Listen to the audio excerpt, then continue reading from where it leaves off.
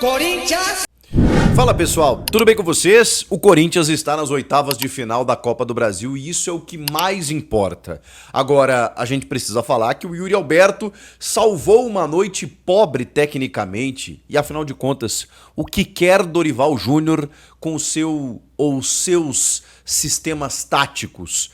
Porque foi uma salada nesse jogo. A gente precisa falar sobre as mexidas do técnico, mas tem alguns pontos positivos. Calma que tem muito pra gente conversar. Chega mais, eu sou o Chico Garcia, inscreva-se no canal. Um esclarecimento só, eu não tô fazendo as minhas lives aqui porque eu tô com um problema de saúde na família, já vai resolver e tudo mais, mas a minha logística tá um pouco alterada. Então não tô conseguindo fazer conteúdos como eu gostaria, não tô conseguindo fazer tantas lives, mas alguns conteúdos eu priorizo aqui, como, por exemplo, esse jogo do Corinthians, tá bom? Obrigado pra todo mundo que tá comigo aqui sempre. Vamos lá, vamos falar dessa vitória do Corinthians, mais uma. No cômputo geral, venceu os 2 jogos, classificou, era o que mais importava. Muita gente acabou sofrendo, né? O Fortaleza eliminado nos pênaltis, o Grêmio então nem se fala diante do CSA, mas a maioria dos clubes aí estão confirmando, né, os seus avanços, as suas passagens para as próximas fases. O Corinthians pegou um adversário de Série B do Campeonato Brasileiro, uma equipe muito bem organizada, né? Saiu o Eduardo Batista, chegou o Humberto Louser lá e o padrão se mantém, né? Uma equipe que compete na Série B, compete no Campeonato Paulista, já deu trabalho para o Corinthians em outras oportunidades e assim, atacou o Corinthians em alguns momentos, mas o Corinthians também pouco sofreu. E aí eu já começo a falar da primeira medida positiva do Dorival Júnior. Eu tenho muitos questionamentos sobre a escalação e os sistemas do Dorival. Mas começando de trás, começando da parte defensiva, é preciso fazer um elogio. O Dorival, aos poucos, vai organizando a casa. O Corinthians tomava muitos gols.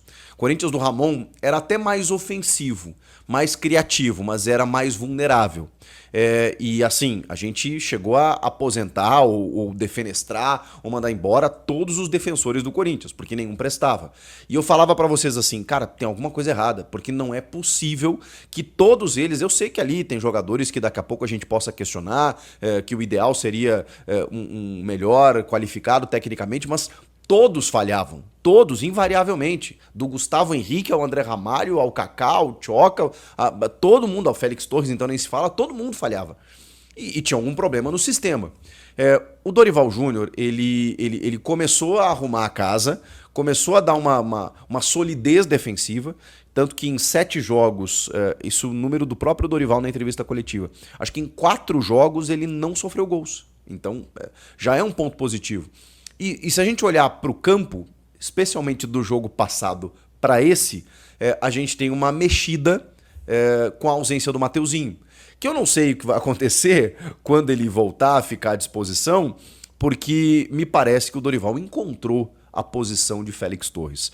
Diferentemente do jogo passado, que foi o jogo do Campeonato Brasileiro, e agora até me fugiu, que foi o jogo do final de semana, diferentemente daquele jogo em que ele até foi mais um terceiro zagueiro e tal, desta vez ele jogou efetivamente como lateral. Então você tem o André Ramalho na sobra, que melhora, porque ele tem uma margem de erro menor, ele chegou nessa linha de 3 no ano passado e foi muito bem. O Kaká também, até às vezes dá umas escapadinhas, né, tá ganhando confiança. E o Félix Torres, cara, ele tá muito à vontade. Mas assim, não apenas para fazer aquele lateral defensivo, como eu citei como exemplo aqui, né, o Ferrarese, o Marcos Rocha, que poucas vezes passa do meio campo no Palmeiras, né, até pela idade. Diferentemente desse lateral barra zagueiro, ele foi lateral. Contra o Novo Horizontino, Félix Torres foi lateral. E no jogo do fim de semana, o que ele fez? Ele botou o Félix Torres ali e como ele abriu o Carrilho e o José Martínez pela direita, se alternando, você tem profundidade com esses 2 caras, né? Então não necessitava do Félix subir. Nesse jogo, o Dorival colocou o Ranielli caindo por ali. E o Romero. O Romero, um pouco perdido, tentando se encontrar, errando muito tecnicamente algumas combinações de jogadas, até porque o Ranielli, que era o seu parceiro ali da profundidade, do ponto futuro, né, desse lado direito do campo ofensivo, ele não é do ramo, ele não é da função. Cara, eu sou um fãzaço do Ranielli. Ranielli, assim, jogador que abnegado, se entrega pro time, assim, um leão dentro de campo. Eu fiz um vídeo até elogiando ele na final do Paulista contra o Palmeiras. Ele foi, assim, quando o Carrilho vinha da seleção da data FIFA, o Martínez também, ele jogou por todos ali no meio de campo. Um primeiro volante formidável. O que o Dorival faz? Ele se apaixonou por Maicon. Ele entendeu o Maicon como um suprassumo da primeira volância, como se ele tentasse, a sensação que eu tenho, reinventar Maicon no Corinthians como ele fez com o Alisson no São Paulo. O Alisson era um meia atacante que jogava muitas vezes pelo lado direito, aberto, segundo homem, no máximo, né, mas normalmente terceiro homem de meio campo, já tinha sido assim no Grêmio. E de repente o Alisson é inventado ou reinventado pelo Dorival Júnior junto do Pablo Maia como um volante. E ele, assim, constrói aquela campanha do título da Copa do Brasil de 2023 e até hoje está jogando bem dessa maneira. Eu acho que o Dorival entendeu o Maicon pela qualidade técnica que ele tem. O Maicon é um jogador mais técnico que o Ranieri, entendeu que ele poderia ser esse cara. Questionado sobre isso, o Pedro Ramiro até faz um questionamento para ele do tipo assim, o que você viu no Maicon que o antecessor não viu, que a torcida não vê, que a imprensa não vê, e aí o Dorival até meio chateado, assim, dinâmica. Para mim ele dá uma dinâmica melhor pro meio campo com a qualidade técnica que ele tem. Então o Dorival entende que o Maicon é esse cara. Só que para o Maicon ser esse cara, ele avança o Ranieri. E para mim estão os dois fora de posição. Porque o Maicon, sabidamente, seguramente, e o melhor momento do Maicon no Corinthians, antes dele ser vendido, isso lá na primeira passagem, era de segundo homem. Ele faz a primeira função, até pela qualidade que ele tem. Mas ele, como segundo homem, já jogou melhor. E eu acho que ali ele fica muito exposto. É só uma sensação inicial. Tomara que o Dorival, abraçado nessa tese, nessa ideia, possa render frutos ao Corinthians. Eu ainda não vi isso acontecer, mas é uma insistência que ele está tendo com o Maicon ali. Mas o grande problema é que ele tira o Ranieri da função dele, que para mim é um grande cão de guarda, pega a bola, pode dar umas escapadas de vez em quando, mas rouba muitas bolas, protege a defesa ali. Quando você coloca o Ranieri à frente, quase como um ponto, um meio atacante, tanto que a primeira bola que o Corinthians teve, dentro da área ele recebe, ele tenta fazer o giro, ele não é dali, ele não tem que estar ali. Ele não tem que estar combinando jogadas de ataque com o Romero. Aí tem uma hora que o Romero passa para ele meio que se atrapalha com a bola escapa pela linha de fundo. Ele até conseguiu, numa jogada, um cruzamento interessante. Mas o Ranieri não é dali. O que ele faz também? Nesse 4-1-4-1, digamos assim, né? O Romero, mais bem pela direita, né? Quase colado na lateral. O Ranieri caindo ali por aquele lado. O Breno Bidon, mais como um meia, né? Mais por dentro. E o Coronado jogado na lateral esquerda, lá na ponta esquerda. Assim, quando a gente pensa que o Coronado, que eu acho assim, eu fico na dúvida se ele fez um bom ou um mau jogo, o Coronado. Me ajudem aí, o que vocês acharam do Coronado? O Coronado, pra mim, eu acho que ele tentou muitas vezes fazer o diferente, mas ainda falta uma coisinha pro Coronado, né? Você vê que ele tem qualidade técnica, ele às vezes tenta um passe mais difícil, mas às vezes ele perde a bola, às vezes o Fernando Praz estava nos comentários, né? Pô, o Coronado às vezes não ataca o espaço, né? Às vezes ele tenta uma jogada combinada, mas não vai, né? Ele fica meio parado ali. Por quê? Porque ele, na minha visão, ele joga numa faixa de campo que ele deveria ficar por ali mesmo, né? Mas como ele tá deslocado pelo lado esquerdo com o Dorival, exige que ele faça isso, exige-se que ele faça essa profundidade e tal, e ele não tem essa característica. Então, cara, assim, para resumir, o Dorival, ele tá mexendo com as peças do xadrez, mas ele tá invertendo todas elas. Ele tá fazendo a torre fazer a função do bispo, não sei quem joga xadrez aí, o bispo fazer a função do soldado, o soldado a da rainha. Cara, tá uma maluquice. Então, assim, o Ranieri é primeiro, não é segundo, nem meia, nem ponta. O Maicon não é primeiro, é segundo. O Coronado não é ponta esquerda, é meia. O Romero não tem que jogar lá no canto, ele tem que se aproximar do Yuri. O Ranieri não é esse cara para fazer isso. E aí, o resumo de tudo isso é um Yuri Alberto, mais uma vez, isolado no ataque. Vocês vejam que no segundo tempo, quando o Thales Magno aproxima, o que aconteceu? E olha que o Thales Magno, assim, tem tido muitos problemas técnicos recentemente. Mas o que aconteceu quando o Thales Magno aproximou o Félix Torres, que foi melhor em campo, na minha opinião? Durmam com esse barulho. O Félix Torres foi o melhor em campo. Começa a jogada vindo de trás, lança o Thales deixa o Yuri em condições.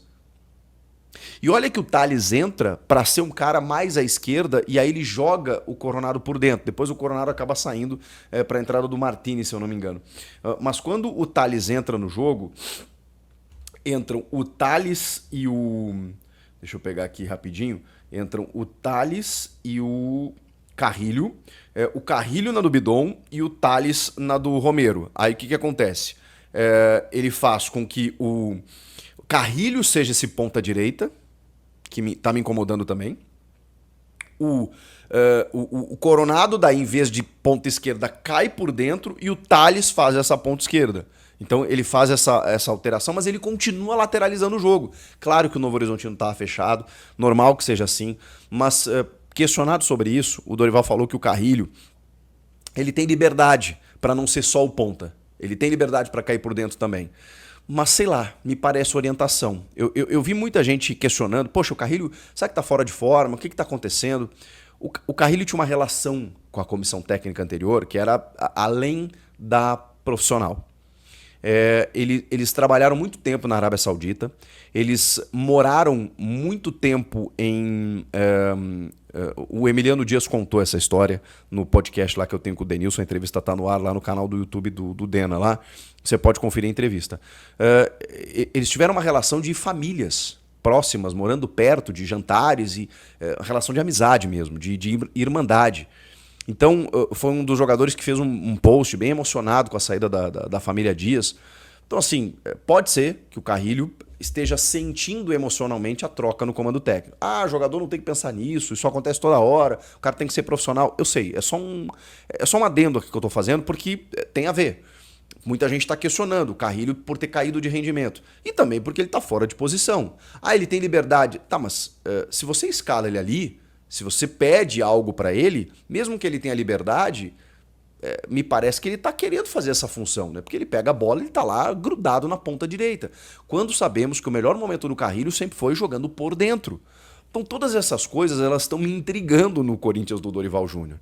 Porque assim, os números até são positivos. Ele está conseguindo devagarzinho arrumar a defesa, o time não está mais sofrendo tantos gols. Agora, ele mexe demais. E não só nominalmente, ele mexe no sistema, na forma de jogar. O time variou muito, assim. Você pode entender como uma variação de repertório, mas eu acho de uma maneira exagerada. Eu acho que não necessita disso nesse momento. Pô, define um jeito de jogar. E como ele está trocando muitas peças, e esse é o risco de você mudar um técnico no meio da temporada, né? Ele está...